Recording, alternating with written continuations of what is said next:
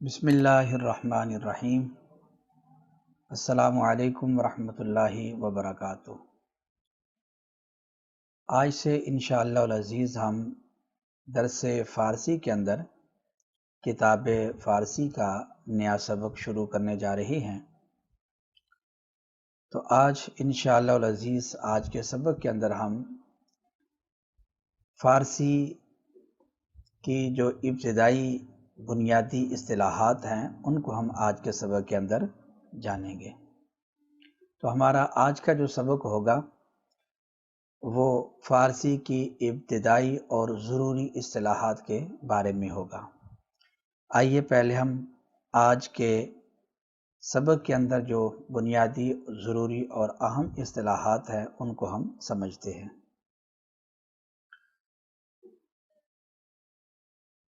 حرکت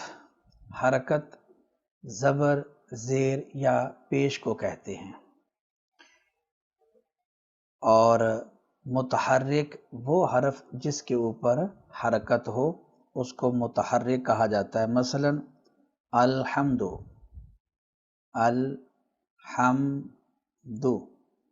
اس میں یہ الف کے اوپر زبر ہے، ہا کے اوپر بھی زبر اور دال کے اوپر پیش ہے، اور جس حرف کے اوپر حرکت ہو اس کو متحرک کہا جاتا ہے۔ لہٰذا ہم الف کو کہیں گے یہ متحرک ہے، ہا متحرک ہے اور دال یہ متحرک ہے۔ اس کے بعد ہے فتحہ زبر کو کہتے ہیں، اور جس حرف پر فتحہ ہو اس کو مفتوح کہتے ہیں۔ جس طرح کہ مثلا اسی مثال میں آپ دیکھ لیں، الف کے اوپر یہ فتحہ ہے، زبر ہے، تو الف کو مفتوح کہا جائے گا۔ اسی طرح ہا کو بھی مفتوح کہیں گے۔ اس کے بعد ہے کسرہ زیر کو کہتے ہیں، جس حرف پر کسرہ ہو اسے مکسور کہتے ہیں۔ مثلا رب العالمین یا للہ۔ اب اس کے اندر یہ لام کے نیچے بھی کسرہ ہے، لام کو مکسور کہیں گے۔ اس کے علاوہ ہا کے نیچے بھی کسرہ ہے، اس کو بھی مکسور کہیں گے۔ ضمہ پیش کو کہتے ہیں، جس حرف پر ضمہ ہو اسے مضموم کہتے ہیں۔ مثلا مثال کے طور پر ان زیدن، مثلا زیدن، اب یہ زیدن دال کے اوپر یہ پیش ہے، ضمہ ہے، تو دال کو مضموم کہا جائے گا۔ مضموم یعنی وہ حرف جس کے اوپر ضمہ ہو یعنی کہ پیش ہو۔ اس کے بعد اگلی اصطلاح ہے سکون یا جزم۔ سکون یا جزم، اس کی تعریف یہ ہے کہ حرکت کے نہ ہونے کو سکون یا جزم کہا جاتا ہے، اور جس حرف کے اوپر سکون ہو یا جزم ہو اسے ساکن یا مجزوم کہا جاتا ہے۔ مثلا پہلی مثال میں لام دیکھ لیں، لام کے اوپر کوئی حرکت نہیں ہے، سکون ہے، جزم ہے، تو لام کو ساکن کہا جائے گا، یا اس کو مجزوم بھی کہتے ہیں۔ میم اسی طریقے سے، میم کے اوپر بھی حرکت نہیں ہے، حرکت کا نہ ہونا یہ سکون یا جزم کہلاتا ہے، اور جس حرف پر سکون ہو اسے ساکن یا جزم ہے تو اس کو مجزوم کہا جاتا ہے۔ اس کے بعد آگے واو کی دو قسمیں بیان کر رہے ہیں، یہ فارسی زبان کے اندر ہوتی ہیں، اور خاص طور پر یہ قدیم فارسی زبان میں ایک واو معروف اور دوسری ہے واو مجہول۔ واو معروف اس ساکن واو کو کہتے ہیں کہ جس کے ماقبل ضمہ ہو اور خوب ظاہر ہو کر وہ پڑھا جائے، تو ایسے واو کو واو معروف کہا جاتا ہے۔ جس طرح کہ مثلا نور، حور اور طور یا خوب کا یہ جو واو ہے، یہ واو معروف کہلاتا ہے کہ یہ دیکھیں واو ساکن ہے، نور واو ساکن، اور یہ خوب ظاہر ہو کر پڑھا جائے نور۔ اس کے مقابلے میں واو مجہول، واو مجہول بھی ساکن واو ہوتا ہے، اس کے بھی ماقبل ضمہ یعنی کہ پیش ہوتا ہے، لیکن یہ خوب ظاہر ہو کر نہیں پڑھا جاتا۔ جس طرح کہ ہوش، اب یہ جو ہوش ہے یہ واو بھی ساکن ہے، اور اس کے ماقبل ضمہ ہے یعنی پیش ہے، لیکن یہ اس طرح ظاہر ہو کر نہیں پڑھا جا رہا جس طرح کہ نور کا واو پڑھا جا رہا ہے۔ نور اس میں واو بالکل ظاہر ہو کر پڑھا جا رہا ہے، لیکن ہوش یا جوش یہ جو واو ہے یہ ظاہر ہو کر نہیں پڑھا جاتا۔ اس واو کو واو مجہول کہا جاتا ہے۔ اس کتاب کے اندر مصنف کی عادت ہے کہ جو واو معروف ہوگا اس کے اوپر اس طرح کا الٹا یہ جزم ڈالیں گے، اور جو واو مجہول ہوگا اس پر اس طریقے سے جزم کو لکھا جائے گا کہ اس کی جو ساقین ہیں یہ دونوں، ان کا رخ اور ان کی جانب اوپر کو ہوگی اور واو معروف کی نیچے کو ہوگی۔ یہ اس کتاب کے اندر مصنف التزام کرتے ہیں۔ یہ اس کتاب کی خوبی ہے کتاب فارسی کی کہ اس کے اندر جو تلفظ ہے، جو آدمی اس کو صحیح طریقے سے پڑھ لے گا تو حروف کا جو تلفظ ہے، ادائیگی حروف کی، اس کو اچھے طریقے سے وہ سمجھ لے گا۔ یہ واو کے دو قسم آگے، واو معروف اور واو مجہول۔ اس کے بعد یا کے دو قسم بیان کیے گئے ہیں، ایک ہے یائے معروف اور دوسرا ہے یائے مجہول۔ یائے معروف اس ساکن یا کو کہتے ہیں کہ جس کے ماقبل کسرہ ہو یعنی زیر ہو اور وہ خوب ظاہر ہو کر یا پڑھا جائے، جس طرح کہ مثلا قاضی، ماضی، راضی۔ یہ قاضی، یہ والا جو قاضی کا یا ہے یہ یائے معروف ہے کیونکہ یہ ساکن ہے اور اس کے ماقبل کسرہ یعنی کہ زیر ہے اور یہ خوب ظاہر ہو کر یہ یا پڑھا جا رہا ہے، اس کو یائے معروف کہتے ہیں۔ دوسرا ہے یائے مجہول۔ یائے مجہول بھی وہ ساکن یا ہوتا ہے جس کے ماقبل اس کے بھی کسرہ ہوتا ہے، لیکن یہ خوب ظاہر ہو کر نہیں پڑھا جاتا، جس طرح کہ مثلا کرے، بڑے، لکھے، جائے وغیرہ۔ یہ جو یا ہے اس کو یائے مجہول کہا جاتا ہے، اور اس کتاب میں یائے مجہول کے اوپر جزم اس طرح الٹا جزم ہوگا، اور قاضی یہ یائے معروف ہے، اس میں ساکن نیچے کی جانب ہوگی۔ یہ آگے مصنف لکھ بھی رہے ہیں کہ خیال ہے کہ اس کتاب میں واو مجہول اور یائے مجہول پر الٹا جزم ڈالا جائے گا۔ الٹا جزم کا مطلب یہ کہ اس طریقے سے اوپر الٹا، اور یہ بطور علامت ہوگی، اور جس کے اوپر جزم اس طرح ہو یعنی ساکن نیچے کی جانب ہوں تو وہ واو معروف ہوگی، اور اسی طریقے سے وہ یا بھی معروف ہوگی۔ اس کے بعد آگے ایک اور واو کا قسم ذکر کیا ہے مصنف نے، یہ ہے واو معدولہ۔ واو معدولہ کی تعریف کی ہے کہ یہ وہ واو ہے جو لکھی جاتی ہے لیکن پڑھنے میں نہیں آتی، اور فارسی میں ایسا واو عام طور پر خا کے بعد ہوتا ہے، جس طرح کہ مثلا یہ دیکھیں خود۔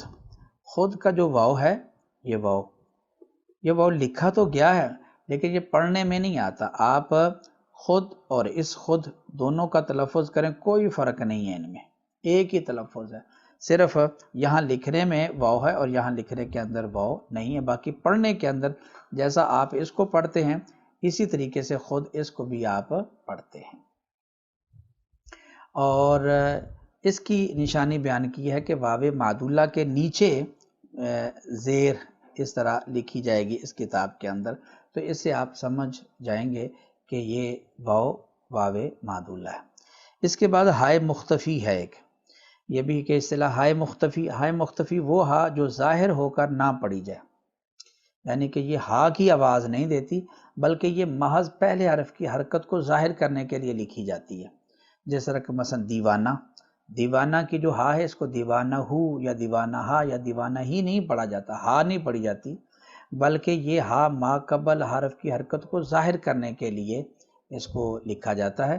یہ ظاہر ہو کر یعنی پڑھی تو جاتی ہے لیکن ظاہر ہو کر، جیسے دیوانہ ہو یا دیوانہ اس طرح ہا کو پڑھنا، اس طرح یہ ہا نہیں پڑھی جاتی بلکہ یہ پہلے حرف کی، اپنے ما قبل حرف کی حرکت کو ظاہر کرنے کے لیے یہ لکھی جاتی ہے، دیوانہ، پروانہ۔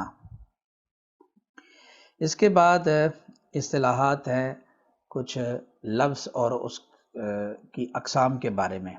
تو لفظ کی تعریف کی ہے کہ لفظ وہ ہے جسے انسان اپنے منہ سے بولے، جس طرح کہ میں بول رہا ہوں، یہ سارے الفاظ ہیں۔ لفظ کی دو قسمیں بیان کی ہیں اس کے بعد، لفظ موضوع اور دوسرا ہے لفظ مہمل۔ لفظ موضوع کی تعریف یہ ہے کہ معنی دار لفظ کو لفظ موضوع کہتے ہیں۔ موضوع وضع سے، اور وضع کا معنی ہوتا ہے مقرر کرنا، یعنی وہ لفظ جس کو لغت کے اندر کسی معنی کے مقابلے میں وضع کیا گیا، رکھا گیا ہے، ایسا لفظ لفظ موضوع کہلاتا ہے۔ آپ اس کو آسانی سے یہ بھی تعریف کر سکتے ہیں کہ معنی دار لفظ، جس لفظ کا کوئی معنی ہو اس لفظ کو موضوع کہا جاتا ہے۔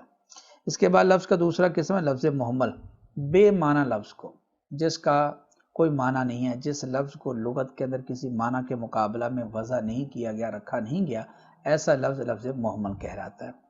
دونوں کی اکٹھی مثال دی ہے پانی وانی۔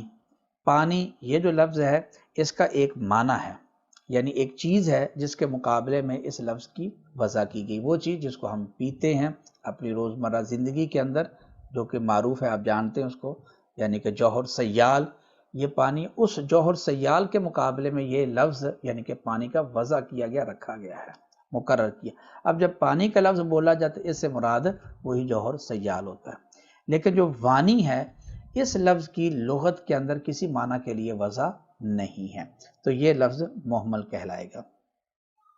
اس کے بعد کلمہ یا مفرد کی تعریف کرتے ہیں۔ یہ کلمہ یا مفرد یہ بنیادی طور پر لفظ موضوع کا یہ قسم ہے، اور اسی طریقے سے یہ لفظ مرکب یہ بھی لفظ موضوع کا ہی قسم ہے۔ کلمہ یا مفرد کہتے ہیں وہ معنی دار لفظ جو ایک ہی معنی رکھتا ہو، یعنی کہ لفظ جس کا ایک معنی ہو، ایک معنی کے لیے جس کی وضع کی گئی، جس طرح کہ خدا، رسول، کتاب وغیرہ۔ اور مرکب وہ لفظ جس کے دو یا دو سے زیادہ کلموں کو ملا کر جس کو بنایا گیا ہے، ایسا لفظ وہ مرکب کہلاتا ہے۔ یہ بھی لفظ موضوع کا قسم ہے۔ مثلا مثال کے طور پر رسول کریم، اور اسی طرح رسول خدا، اسی طرح کتاب من، تو یہ مرکب ہیں کیونکہ اس کے اندر رسول اور خدا یہ دو کلمے ہیں، تو دو کلموں سے مل کر یہ لفظ بنا۔ اسی طرح کتاب من یہ بھی دو لفظوں سے مل کر بنا، اس کو مرکب کہا جاتا ہے۔ اس کے بعد سیغہ۔ سیغہ کہتے ہیں کلمہ کی اس شکل کو جو اسے حرفوں اور حرکتوں کے عدل بدل سے حاصل ہو، اس کو سیغہ کہا جاتا ہے، کہ جو حرفوں کے اور حرکتوں کے عدل بدل سے جو کلمہ کو شکل حیت حاصل ہوتی ہے اس کو سیغہ کہا جاتا ہے۔ مثلا مثال کے طور پر آپ دیکھیں گفت، گفت، اس کے اندر یہ گاف کے اوپر پیش فا ساکن اور تا بھی ساکن، گفت۔ اچھا، اس کی ایک شیپ ہے، ایک شکل ہے، ایک حیت ہے، یہ آپ کو نظر آ رہی ہے، گفت۔ اچھا، ایک ہے گفتند، گفتند، یہاں بھی گاف کے اوپر پیش ہے، فا ساکن ہے، تا کے اوپر زبر ہے اور نون بھی ساکن ہے، بلکہ اس طرح لکھ لیں آپ، اور دال بھی ساکن ہے۔ تو آپ یہ دیکھیں اس کی شیپ شکل الگ ہے، اور اس کی شکل اور حیت یہ الگ ہے، جدا ہے، یہ الگ سیغہ ہے، اور اسی طریقے سے یہ الگ سیغہ ہے۔ اسی طرح گوئندہ یہ ایک شکل ہے، اور گوئندگان یہ الگ شکل ہے۔ اسی کو اگر ہم گوید کہیں یہ اور شکل بن جائے گی، گفتہ است اور شکل بن جائے گی، گفتہ بود اور شکل بن جائے گی۔ تو یہ جو حرفوں اور حرکتوں کے عدل بدل سے جو ایک حیت کلمے کو حاصل ہوتی، اس حیت کا نام شکل ہے۔ یہاں دیکھیں تا ساکن ہے، لیکن یہاں تا کے اوپر زبر آ گئی ہے، اور اسی طریقے سے یہاں نون اور دال کا اضافہ جبکہ یہاں نہیں ہے، اور اسی طرح گفتم لے لیں، گفتیم لے لیں، گفتی لے لیں۔ تو یہ جو حرفوں اور حرکتوں کے عدل بدل سے کلمے کو جو ایک حیت اور شکل حاصل ہو رہی ہے، اس شکل کو سیغہ کہا جاتا ہے۔ اس کے بعد واحد اور جمع، یہ دو اصطلاحات ہیں، یہ عام اصطلاحات ہیں۔ واحد اس کلمہ کو کہتے ہیں جو ایک شے کو ظاہر کرے، جس طرح کہ کاغذ یا قلم ایک کو، اور جمع اس کلمہ کو کہتے ہیں جو ایک سے زیادہ چیزوں کو ظاہر کرے، جس طرح کہ کاغذات، اسی طرح نامہ ہا، خطوط، کاغذات ہو گئے، اسی طرح کتب یا کتاب ہا، فارسی کے اندر مثالیں کتاب ہا، تو یہ جمع ہے۔ تو جو لفظ ایک شے کو ظاہر کرے وہ واحد ہے، اور جو ایک سے زیادہ کو ظاہر کرے وہ جمع ہے۔ اس کے بعد آگے فاعل کے اعتبار سے تقسیم کر رہے ہیں۔ ایک ہے غائب۔ غائب وہ ہوتا ہے جس کی کسی سے بات کی جائے، اس کو غائب کہتے ہیں۔ اور جس طرح کہ مثلا آپ کہتے ہیں زید آیا، آپ کسی کو یہ بتاتے ہیں کہ زید آیا، تو یہ زید کے بارے میں آپ نے بات کی ہے، تو اس میں زید غائب ہے۔ حاضر وہ ہے جس سے اسی کی بات کی جائے، یعنی جیسے آپ اسی کے بارے میں بات کرتے ہیں تو اس کو حاضر کہتے ہیں. جس طرح کہ تو آیا، اس کے اندر جو تو ہے یہ حاضر ہے. آپ آئے، آپ اس کے اندر یہ حاضر ہے.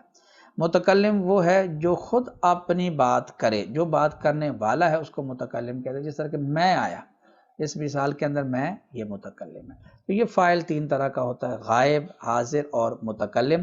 غائب ہوتا ہے جس کے بارے میں آپ بات کرتے ہیں، حاضر وہ ہوتا ہے جس سے آپ بات کرتے ہیں، اور متکلم وہ ہوتا ہے جس کے جو بات کرنے والا ہے وہ متکلم کہلاتا ہے.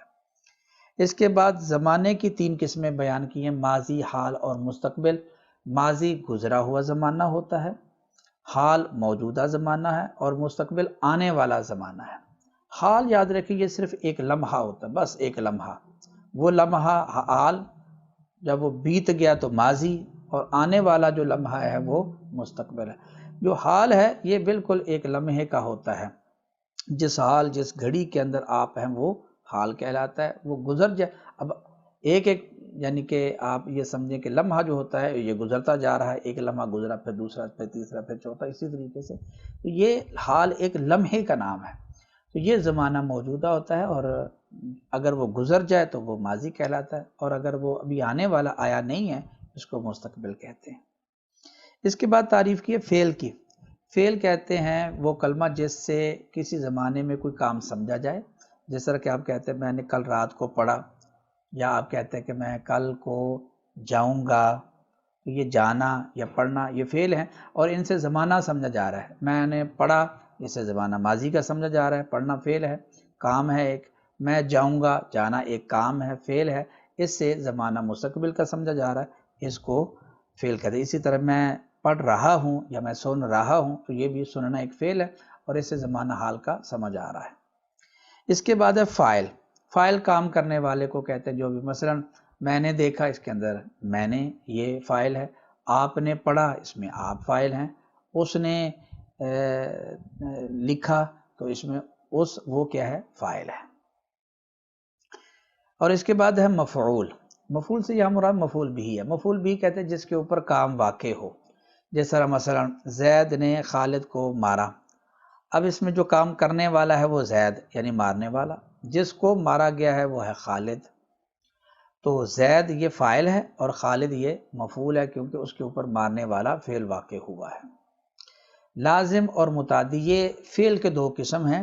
یہ باعتبار مفعول کے ہوتے ہیں. لازم کی تعریف: لازم وہ فعل ہے جو صرف فاعل پر پورا ہو جائے، یعنی مفعول بھی کی اس کو ضرورت نہیں، وہ مفعول بھی کا تقاضا نہیں کرتا. تو ایسا فعل جو صرف فاعل پر پورا ہو جائے، مفعول بھی کا تقاضا نہ کرے، ایسے فعل کو فعل لازم کہتے ہیں. جس طرح کہ زید آیا، زید گیا. یہ آنا یا جانا ایسے فعل ہے، ان کو مفعول بھی کی ضرورت نہیں ہے. اس کے بعد ہے متعدی. متعدی وہ فعل ہے جو فاعل کے علاوہ مفعول بھی کو بھی چاہے، یعنی فاعل کے اوپر تام نہ ہو بلکہ مفعول بھی کو بھی چاہے، مفعول بھی کا بھی تقاضا کرے. جس طرح کہ مثلا یہ گزشتہ جو مثال گزری ہے، زید نے خالد کو مارا. اب مارنا ایسا فعل ہے کہ یہ فاعل کے اوپر پورا نہیں ہو سکتا. یہ مارنا فعل ہے، اس میں ایک مارنے والا ہوگا، ایک وہ کہ جس کو مارا جا رہا ہے یا جس کو مارا جائے گا یا جس کو مارا گیا. یہ بھی ضروری ہے. مفعول بھی کے بغیر اس کا معنی سمجھ نہیں آتا. یہ تام نہیں ہوتا صرف فاعل کے اوپر، بلکہ مفعول بھی کا بھی یہ تقاضا کرتا ہے. اسی طریقے سے آپ کہتے ہیں میں نے کھانا کھایا. یہ کھانا کھانا ایسا فعل ہے، یہ بھی صرف فاعل کے اوپر پورا نہیں ہوتا، یہاں بھی ضرورت ہے مفعول بھی. تو ہر ایسا فعل کہ جو مفعول بھی کو چاہے، مفعول بھی کو تقاضا کرے، جس کا معنی مفعول بھی کے بغیر سمجھ نہ آئے، ایسا فعل فعل متعدی کہلاتا ہے. یہاں میں آپ کو ایک دلچسپ تھوڑا سا فرق بیان کر دیتا ہوں لازم اور متعدی میں اردو ترجمہ کے اندر، لیکن یہ کلیہ نہیں ہوگا. اکثری بات ایسے ہے کہ لازم اور متعدی میں اگر آپ نے فرق کرنا ہے تو آپ کسی بھی صیغے کا اردو کے اندر لفظ کا ترجمہ کر لیں فعل کا. اگر اس کے اردو ترجمہ کے اندر لفظ نے آ جائے، نے، جس طرح کہ یہ زید نے خالد کو مارا، تو اس میں یہ نے لفظ آ گیا. اگر یہ نے لفظ آ جائے تو ایسا فعل فعل متعدی ہوگا، اور اگر یہ نے نہیں ہے تو ایسا فعل فعل لازم ہوگا. جس طرح کہ وہ گیا، اس میں نے نہیں ہے. وہ آیا، اس میں بھی نے نہیں ہے. آخر میں ہے مصدر. مصدر کہتے ہیں وہ کلمہ جس سے فعل وغیرہ نکلیں، فعل نکلیں، اسی طرح اسماء نکلیں، ایسے لفظ کو مصدر کہا جاتا ہے۔ جس طرح کہ مثلا مثال دی آمدن، تو اس آمدن سے لفظ نکلتا ہے آمد، آمدند، اسی طرح آمدی، آمدید، آمدم، آمدیم، آید، آیند، آئی، آید، آیم اور آئم، اسی طرح آئندہ، آئندگان، آمدہ، آمدگان، تو بے شمار اسے الفاظ آگے نکلتے ہیں۔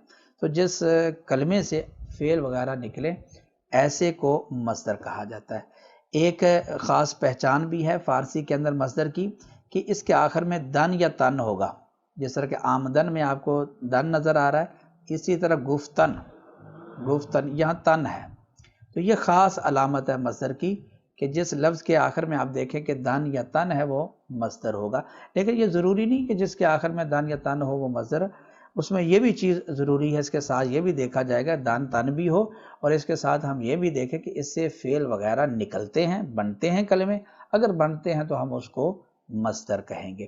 جس طرح کہ مثلا مثال کے طور پر گردن آپ دیکھ لیں، گردن یہ جو لفظ ہے اس کے آخر میں بھی دن ہے، لیکن اس کو مصدر نہیں کہا جائے گا کیونکہ اس سے افعال وغیرہ نہیں بنتے۔ تو یہ تھا ہمارا آج کا سبق۔ اللہ کریم کی بارگاہ میں دعا ہے کہ اللہ تعالیٰ علم نافع، عمل صالح اور اخلاص عطا فرمائے، اور اس نئے سبق کو اللہ تعالیٰ ہمیں پایہ تکمیل تک پہنچانے کی اپنے فضل سے توفیق نصیب فرمائے، آمین۔ السلام علیکم ورحمۃ اللہ وبرکاتہ۔